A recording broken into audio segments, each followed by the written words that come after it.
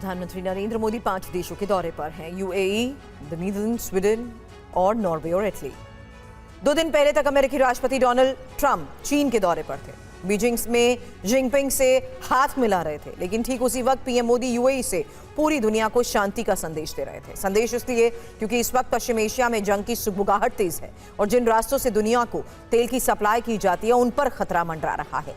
Donald Trump और Xi Jinping एक दूसरे से मिलकर शक्ति प्रदर्शन कर चुके हैं, लेकिन ऐसा लग रहा है जैसे दुनिया में शांति स्थापित करना इन नेताओं की प्राथमिकता नहीं है। और अगर दुनिया को संकट से निकालना है तो किसी बड़े नेता को वैश्विक स्तर पर मोर्चा संभालना होगा। अब पूरी दुनिया की निगाहें प्रधानमंत्री नरेंद्र मोदी की तरफ हैं, जो इस वक्त वॉर जोन में हैं।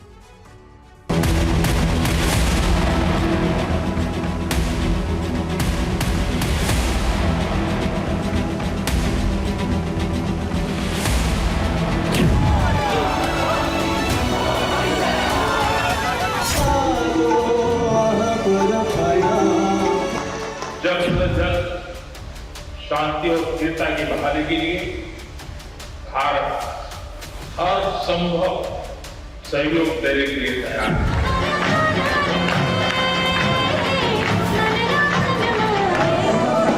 यूएई को जिस तरह निशाना बनाया गया है, ये किसी भी रूप में स्वीकार्य नहीं है। हम भारत नीदरलैंड की इस ट्रस्टेड पार्टनरशिप को एक स्ट्रेटेजिक पार्टनरशिप बनाने जा रहे हैं।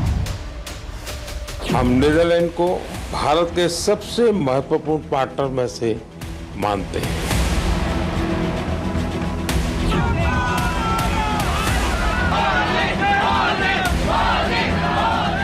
ये दशक दुनिया के लिए आपदाओं का दशक बन रहा है।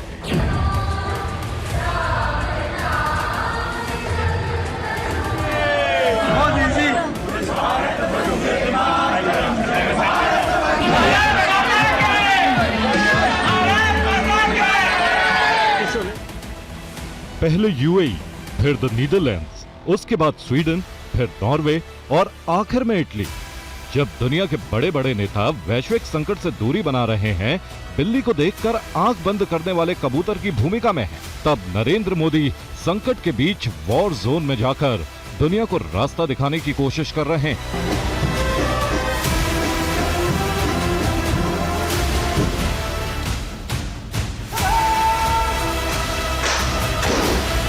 अबू धाबी से लेकर एम्स्टरडैम तक और वहां से स्वीडन, नॉर्वे और इटली तक मोदी का ये दौरा सिर्फ एक विदेश यात्रा नहीं, बल्कि उस नए भारत की कूटनीतिक कहानी है जो अब सिर्फ अपने लिए नहीं सोचता, बल्कि वसुधैव कुटुंबकम की भावना रखते हुए वैश्विक कल्याण के लिए काम करता है।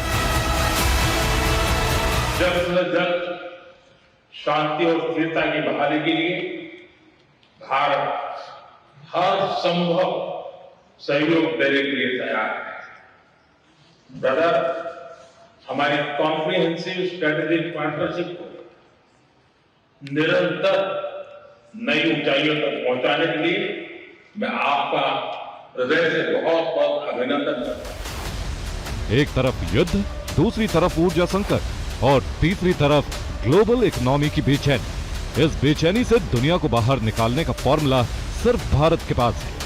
भारत एकमात्र ऐसा देश है जो दुनिया को इस कष्ट से मुक्ति दिलवा सकता है।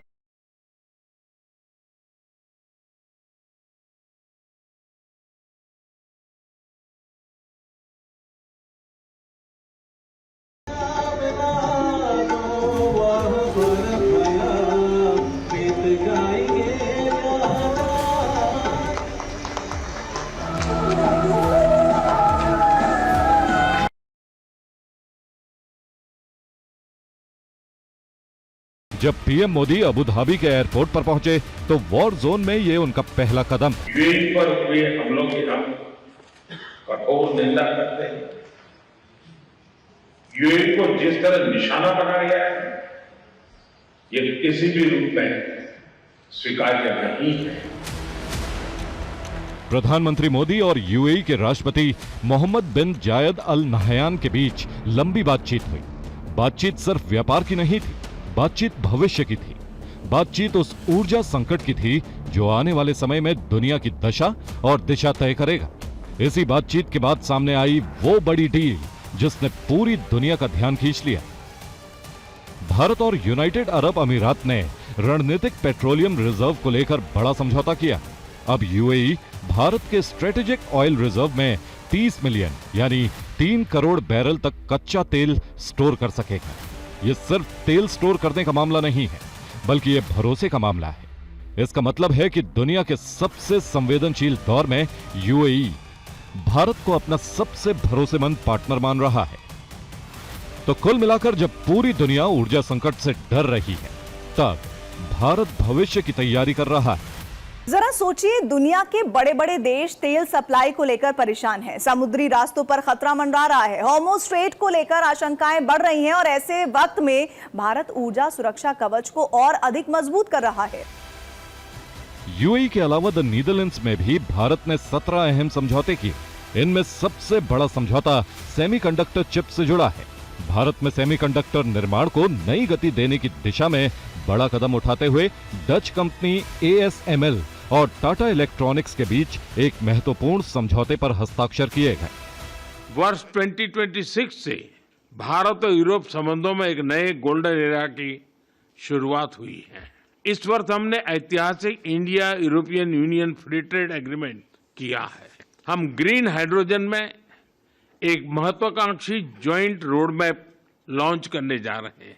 हम टेक्नोलॉजी में हमारे संबंधों को फ्यूचर रेडी बनाने जा रहे हैं। वॉर जोन में पीएम मोदी का दौरा कोई औपचारिक यात्रा नहीं, बल्कि ग्लोबल क्राइसिस मैनेजमेंट का मॉडल माना जा रहा है। नरेंद्र मोदी दुनिया को संदेश दे रहे हैं कि युद्ध के बीच भी संवाद हो सकता है, संकट के बीच भी साझेदारी हो सकती है और अस्थिरता के बीच भी भविष्य की योजना बनाई जा सकती है। दिलचस्प बात यह है कि जिस वक्त नरेंद्र मोदी अबू धाबी में दुनिया को शांति और स्थिरता का संदेश दे रहे थे, उसी वक्त दिल्ली में रूस के विदेश मंत्री सर्गेई लावरोव भारत की तारीफ कर रहे थे। इन दिनों दिल्ली में ब्रिक्स के विदेश मंत्रियों का सम्मेलन चल रहा है। रूस के विदेश मंत्री सर्गेई लावरोव भी दिल्ली आए हैं। रूस का रसूख पूरी दुनिया जानती है, लेकिन लावरोव मानते हैं कि भारत जैसी क्षमता दूसरे किसी भी देश में नहीं। यूएई के बाद प्रधानमंत्री नरेंद्र मोदी द नीदरलैंड्स पहुंचे। एम्स्टरडैम में उनका भव्य स्वागत हुआ।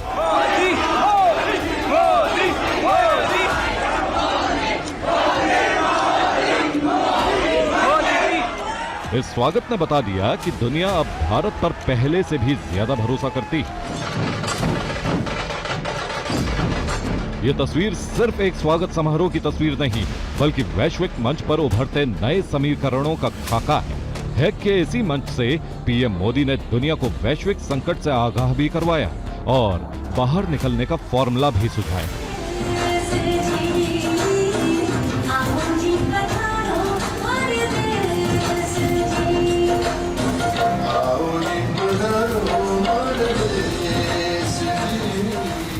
ये दशक दुनिया के लिए आपदाओं का दशक बन रहा है। हम सभी देख रहे हैं, अगर ये स्थितियां तेजी से नहीं बदली गई तो बीते अनेक दशकों की उपलब्धियों पर पानी फिर जाएगा। आपको बता दें कि नीदरलैंड्स यूरोप का बड़ा आर्थिक तकनीकी केंद्र है। ऐसे में पीएम मोदी का वहां जाना यूरोप के साथ भारत की नई रणनीतिक साझेदारी का संकेत भी माना जा रहा है। अब पीएम मोदी का अगला पड़ाव स्वीडन, नॉर्वे और इटली है। पूरी दुनिया की निगाहें इस वक्त प्रधानमंत्री के दौरे पर टिकी हैं, क्योंकि इस पूरे दौरे का एकमात्र संदेश ये है कि आज अगर दुनिया को जोड़ने की ताकत किसी के पास है तो वो भारत है। कंधे से कंधा मिलाकर। Bureau report, TV9 Bharatvarsh.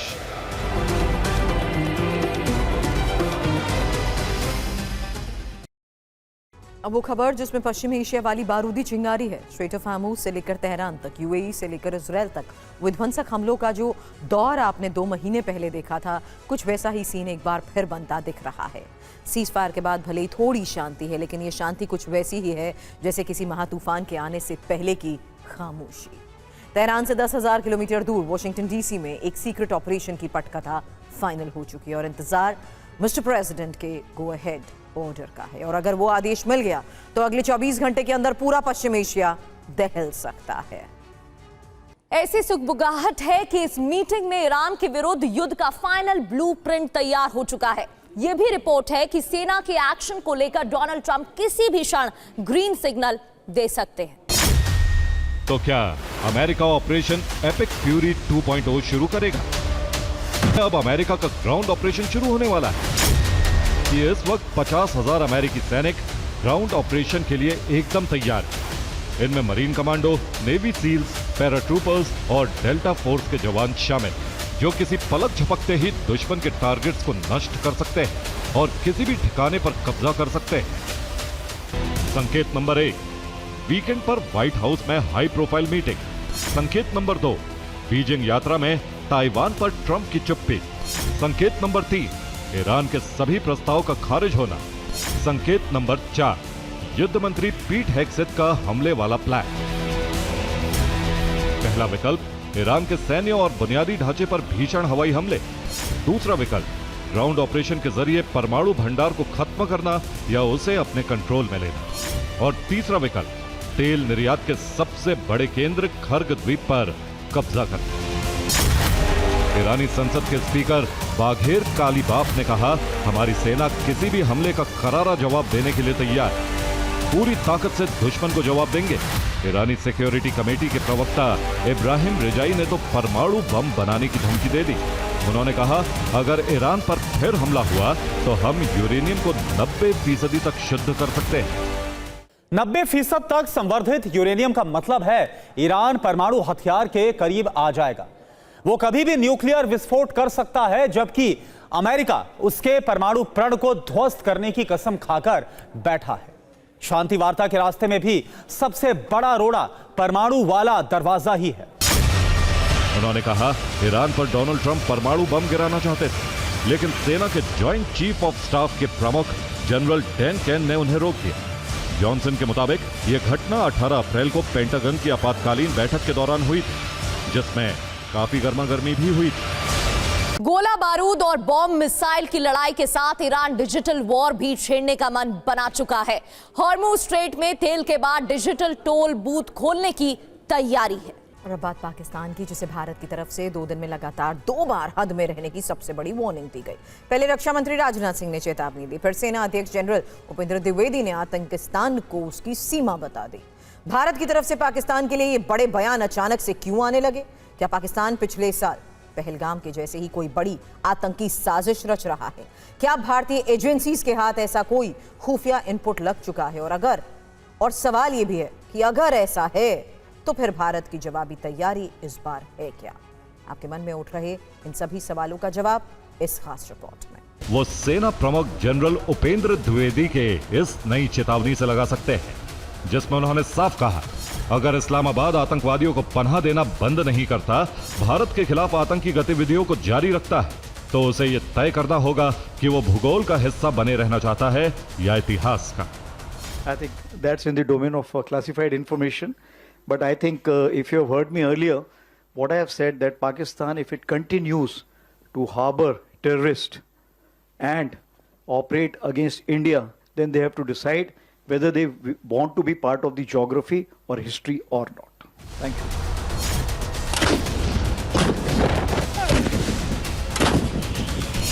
General Upendra Dwivedi ने यह बात दिल्ली के मानेक शॉ सेंटर में एक कार्यक्रम के दौरान कही।